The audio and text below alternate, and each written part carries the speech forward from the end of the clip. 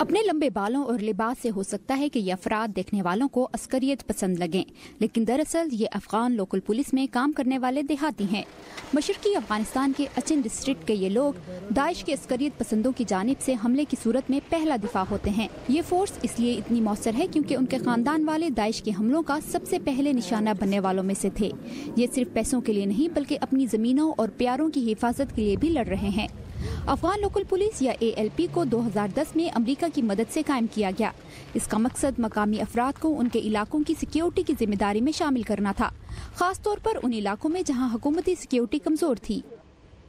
हमने अपनी औरतों और बच्चों की हिफाजत के लिए असला उठाया है।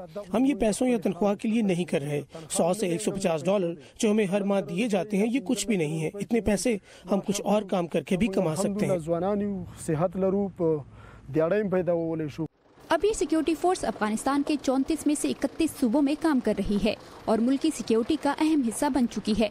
जहां अचिन के रिहायशी APL से खुश हैं, वहीं कहीं इलाकों में इन पर इंसानी हकूक की खिलाफ वर्जी, ताकत के बेजा इस्तेमाल और जागीरदाराना निज़ाम को मजबूत करने का इल्जाम है। अफगानिस्तान के खुद मुख्तार ह्यूमन राइट्स कमीशन के मुताबिक ALP में अक्सर भर्तियां कानून के तहत नहीं की जाती।